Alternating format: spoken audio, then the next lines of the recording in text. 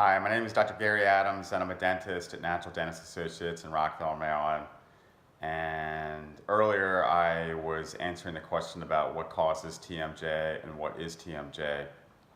And I basically stated that TMJ is caused by activation of the nighttime clenching reflex due to the tongue and other soft tissues falling back into the airway. And basically how that activates the clenching reflex, which is a defense mechanism to protect the airway and nighttime breathing.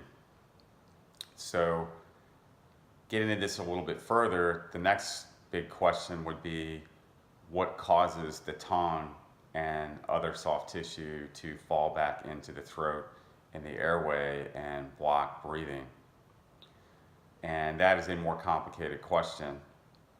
Basically what happens is in many individuals their mouths and their nasal passageways are very small, and when these spaces are small, the mouth and the nasal passageways and the throat basically comprise the airway, and if they are small then there's no surprise that it can be easy for these areas to collapse and have issues with nighttime breathing. But specifically in the case of TMJ and nighttime breathing, I think the real problem is the size of the jaws and the size of the mouth itself. And what you'll see is people who, when they were children, did not grow to be large enough. And you'll see things like tooth crowding. If you look in the mouth, you will see how there's not enough room for the teeth to fit. There's certainly not enough room for the tongue to fit in between the teeth. This is a really big issue. All you have to do is look in the mouth and see if it appears that the tongue can fit in between the teeth, and if it can't, the tongue is a very powerful muscle, and what will occur is when we get into deep sleep and all our muscles relax, the tongue, being a very powerful muscle, will fall back into the throat and the airway and block the airway and stimulate the clenching reflex. And this can occur hundreds or thousands of times a night, and it's no surprise that we will see all kinds of disturbances for people who have this problem. We'll see people not sleeping well. Certainly if the second they get into deep sleep, they clench and wake themselves up to clear their airway of the tongue.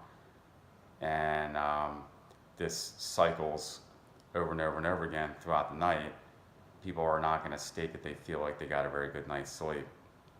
The second issue we'll see tons of complaints about TMJ pain, and TMJ pain can be anything from like a nagging, annoying tension to outright debilitating pain where someone is out on disability. We can hear complaints of jaw pain, tooth pain and sensitivity. We see wear and tear on the teeth.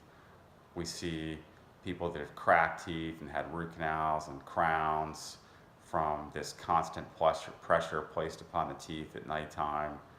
If the jaw is overactivated, its muscles are overactivated, it will create lots of tension in the neck and shoulders and back. It'll create sometimes migraine headaches, general body tension, ear symptoms of fullness and ringing. I've really heard it all, and seems like every month or two I hear about a new complaint. But we can generally categorize all these complaints, and some people get one or two of these symptoms, some people get all the above, and some people just don't sleep too well. It just depends on the person, but it really is all the same problem. So the TMJ problems are a real issue. We can see major problems with this condition with orthodontic positions of teeth, and what I mean by that is teeth that are too crowded. If mouths are small, there's not going to be enough room for these teeth to fit. When people are clenching and grinding, the teeth are can be getting pushed around the mouth, and they're not maintaining a stable position. So we'll see teeth that move up and about and around the mouth, and they're not at all in a stable position due to the constant forces placed upon them. We will also see postural problems when the tension is great in the jaw area. It will draw the head forward, and we can see people changing their overall posture and maintaining a forward head position, and these people will have shoulder pain and neck pain, back pain, sometimes tingling in the extremities. There's all kinds of issues that we can see. So there you have it. This really goes over what causes TMJ and some of the common symptoms that we see in people who suffer from TMJ. The other thing that I'll state too is that the symptoms that somebody has when they have TMJ is really variable from one person to the next, as I said before. Some people will just complain about the sleep. You know, in fact, you may have no complaints at all. 80% of people who clench their teeth at nighttime do not know that they clench their teeth. This is a well-documented fact. Also, if you really want to get technical, I don't even know that TMJ really should even be a diagnosis, because this clearly is a whole body problem where it involves breathing, sleeping, neuromuscular dysfunction. It's really a problem that really starts with an upper airway restriction syndrome and a sleeping disorder.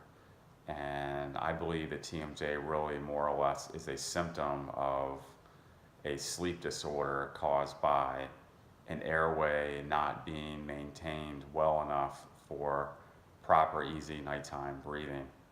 And when you have tongues and other soft tissues falling back into the airway, what else is the body going to do to try to protect itself? And the clenching is really about all it can do to wake you up.